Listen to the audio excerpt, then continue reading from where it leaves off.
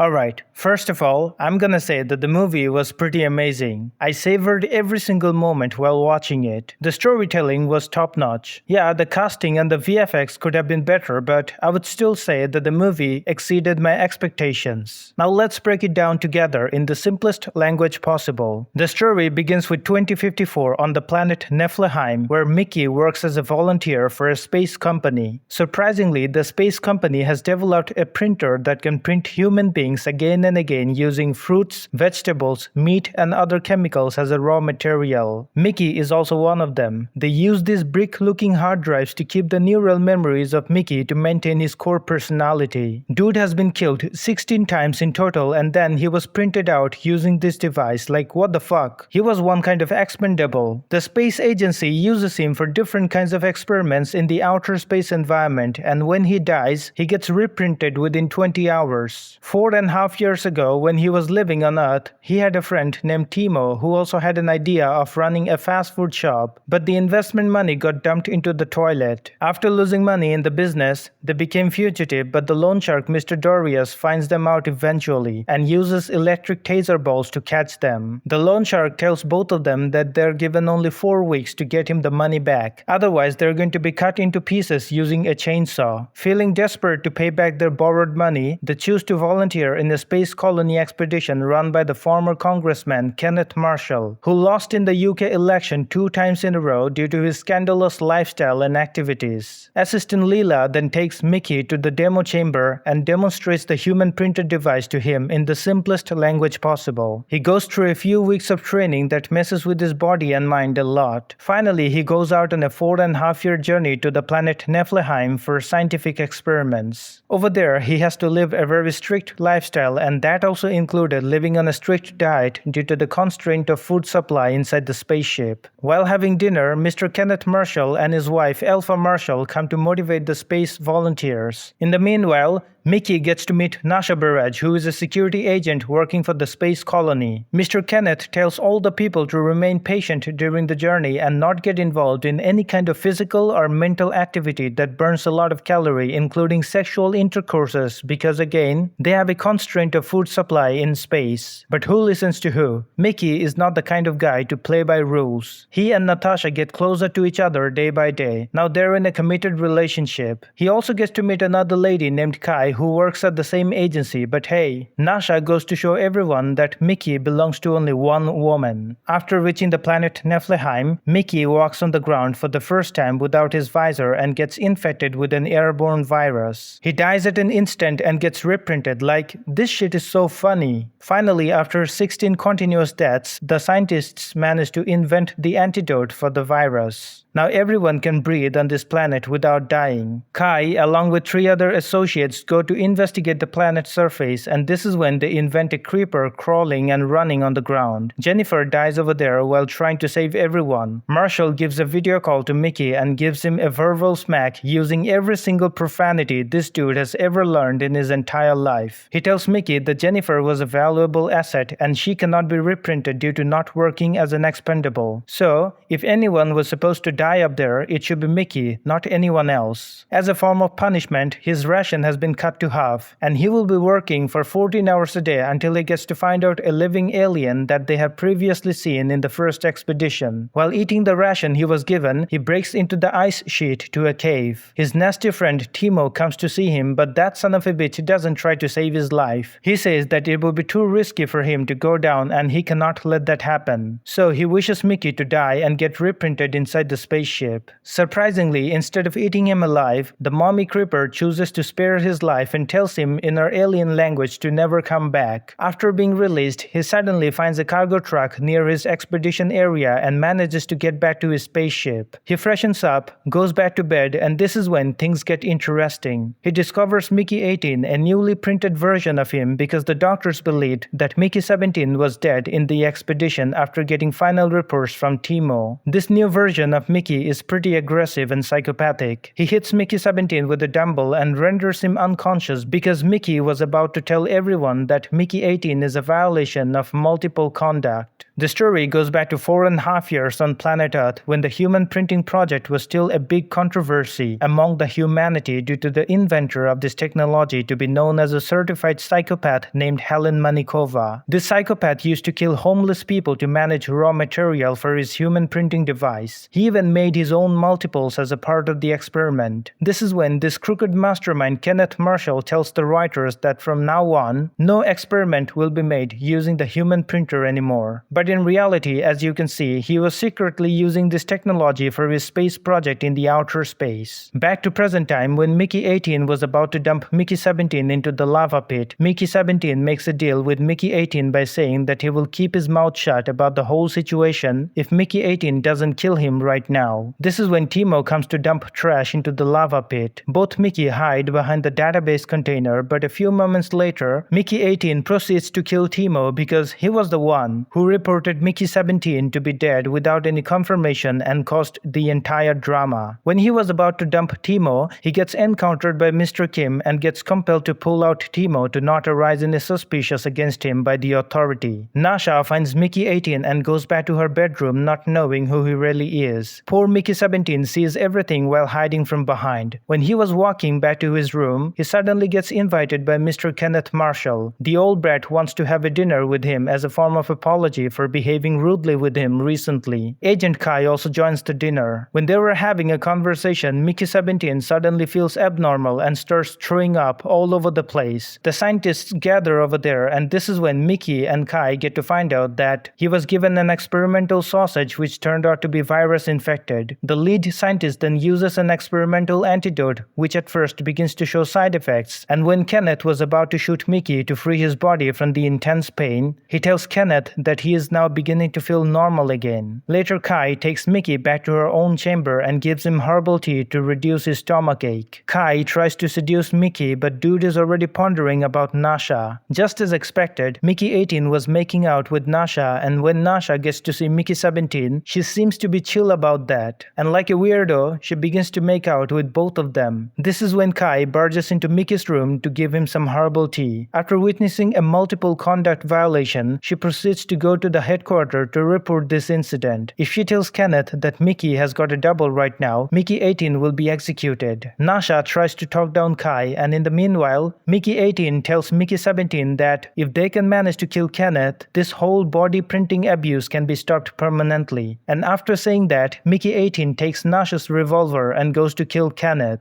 Mr. Kenneth was hosting a TV show where he was demonstrating a fossil recovered from Neheim, and when Mickey 18 was about to shoot Kenneth, he gets interrupted due to the discovery and sudden havoc caused by the baby creeper from inside the fossil pit. Every scientist tries to catch the baby creeper. Mickey 17, Kai, and Nasha also come to the demonstration chamber, and when Mickey 18 tried to take his second chance, he gets stopped by Nasha and Mickey 17. All three of them get jailed for multiple conduct violence. This is when Timo comes out of nowhere to tell Mickey 17 that the loan shark Mr. Darius has already found out that Mickey has left the planet without paying his debt. So he has now given Timo a condition. If Timo cuts Mickey into pieces with the chainsaw, the loan shark will let Timo live. This is when Nasha tases the security guard and gets the hell out of there with her both Mickey. But they get caught by Mr. Kim. Now all three of them will be executed in the hand of Mr. Kenneth. He burns the cheek of Mickey 18 to reduce visual confusion between them. Their memories will be deleted and then they will be executed. Mrs. Alpha gets to find out that the tail of the baby creeper can be cooked into a good sausage. Nasha had a heated argument with Mr. Kenneth for 5 minutes. She tells the old brat that he is treating the aliens in a violent way and his human printing project is a direct violation of human rights. Getting angered by Nasha's insult, he proceeds to hook up the baby creeper to kill it in front of Nasha. Nasha grabs the other side of the hook by her bare teeth to save the baby creeper. The operations head tells Kenneth that the tail of those creatures can be used as an alternative to synthetic food. So Mrs. Alpha gets a brilliant idea. She straps both Mickey with explosives and tells them to cut one 100 tails from these creatures creeping outside. If each of them fail to collect minimum 100 tails, they will be blown up using this switch. Having no other option, they choose to leave the spaceship to do their job. This is when a female scientist gives Mickey-17 a translator device that can translate the language of those creepers into English. Mickey-17 finds out the mommy creeper and tells her that if she doesn't run away from this place with everyone around her, they're all going to get killed in the hands of Kenneth. The old man is planning to blast gas canisters in that place. The mommy creeper then tells Mickey that if he doesn't bring back the baby from the spaceship, she will scream with everyone up there, which will have enough frequency to blast every human being within 10 kilometers of radius. Kenneth, not understanding the situation, he decides to go outside on his own to communicate with the mommy creeper. This is when things get different. Nasha locks Alpha in between her thigh and demands to free the baby creeper, or she will snap the neck of that bitch. All the baby creepers create multiple piles together to shield the mommy creeper by causing distractions. Kenneth fails to identify the exact pile inside which the mommy creeper was hiding. Mickey-18 runs to the vehicle of Kenneth to kill him. Nasha comes with the baby and gives it back to its mother. Mickey-18 blows himself up along with Kenneth to save Mickey-17 like a big brother. And that is the end of the story. 6 months after the final battle, Nasha gives a speech on the necessity of banning this human printing technology due to its potential for intense abuse. A lot of things have changed. Nasha has become the lead agent of the space agency. Timo has been released from the jail, and the humans have finally managed to make a good connection with the creepers. While she was giving her speech, Mickey gets to find out Alpha to be still alive despite being dead just 1 day after the death of her husband. She is not real. She is a body double of the actual Alpha. Mickey then finds out that she was recreating her husband Kenneth in a secret printed device, and this is when he wakes up from sleep. He realizes that he was having a nightmare. He then stands up and blows up the human printed device to put an end to this human abuse.